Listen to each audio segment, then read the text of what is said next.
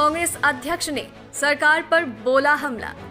उत्तराखंड प्रदेश Congress committee के अध्यक्ष प्रीतम सिंह आज मसूरी पहुंचे, जहां एक कार्यक्रम में उन्होंने आंगनबाड़ी कार्यकर्ती एवं आशाओं को खाद्यान्न किट वितरित किए। इस अवसर पर प्रीतम सिंह ने कहा, इस कोरोना काल में ये लोग वास्तव में अग्रिम पंक्ति के कोरोना योद्धा हैं, जिन्हें इस काल खंड में अभी तक वेतन तक नहीं मिल पाया और न ही आवश्यक संसाधन ही मिल पाए। साथ ही उन्होंने उत्तराखंड सरकार पर भी जमकर हमला बोला। नवभारत समाचार मसूरी से मनीष गंगोली की रिपोर्ट। आगे बढ़कर के जिस तरीके से आम जन तक पहुंचने का काम कर रहा है, मैं समझता हूं कि इस विषम परिस्थितियों में ये नितांत आवश्यक है। मैं आपका भी आभार व्यक्त करता हूं, शहर कांग्रेस कमेटी का भी आभार व्यक्त करता हूं। देखिए, देश और प्रदेश में कोरोना की महामारी लगातार बढ़ती जा रही है और इन विषम परिस्थितियों में मैं कांग्रेस जनों का आभार व्यक्त करता हूँ, उन्हें बहुत बहुत धन्यवाद देता हूँ कि हमारे साथियों ने अपनी जान हथेली पर रख करके कोरोना की इस महामारी में आम जन के साथ खड़े होने का काम किया। आज मसूरी में भी आंगनबाड़ी की जो हमारी कार्यकर्ती हैं और जो हमारी आशाएं हैं, उनको जो है खाद्यान्न किट देने का काम किया है।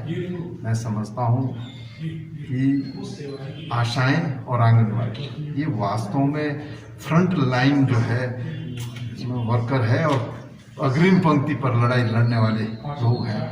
तो इनके साथ बहुत सारी जातियां भी हो रही है, समय से वेतन नहीं मिल पा रहा है, जो इनको आवश्यक संसाधन उपलब्ध होने चाहिए थे कोरोना की महामारी से लड़ने के लिए, वो भी उपलब्ध नहीं है। हमारे साथियों में चाहे जोशी गुंजुला जी हों, चाहे हमारे मल साहब हों, चाहे हमारे महानगर अध्यक्ष हों, राजकुमार जी हों, नेगी जी हों, लालचंद जी हों, सब साथियों ने और कांग्रेस के और तमाम साथियों ने ये कार्यक्रम किया और मुझे भी इसमें शिरकत करने का।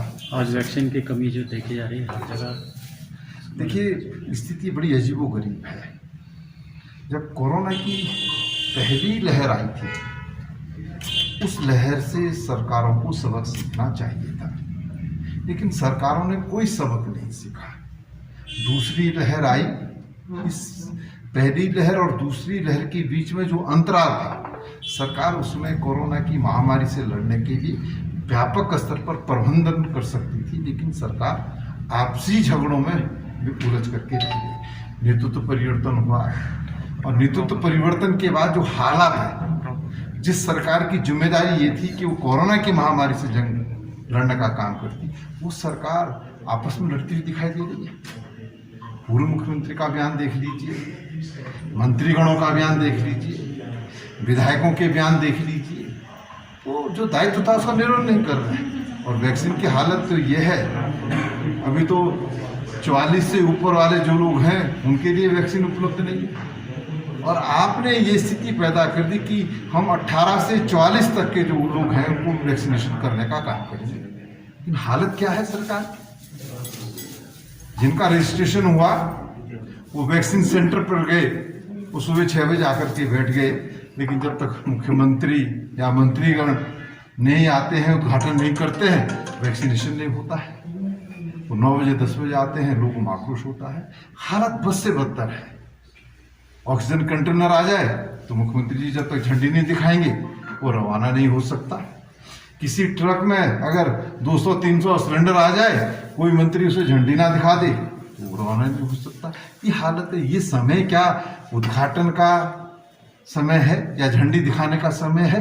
ये समय तो कोरोना से लड़ाई लड़ने का समय है और सरकार इसमें पूरी तरीके से विफल साबित हुई। सर, एक आखिरी सवाल, बाबा रामदेव का जो विवाद चल रहा है इस समय इंडियन मेडिकल एसोसिएशन को लेकर के, उसमें उन्होंने बयान भी दिया है कि किसी के बाप के अंदर हिम्मत नहीं जो हमें गिरफ्तार कर सके, तो क्या कहना चाहिए? देखिए, ये वैसे तो ये समय नहीं था कि आयुर्वेद और एलोपैथी में इस तरीके की जंग देखने को मिलती, लेकिन जिस तरीके की भाषा का इस्तेमाल रामदेव ने किया है, निश्चित रूप से कांग्रेस कड़े शब्दों में इसकी निंदा भी करती है, भर्त्सना भी करती है।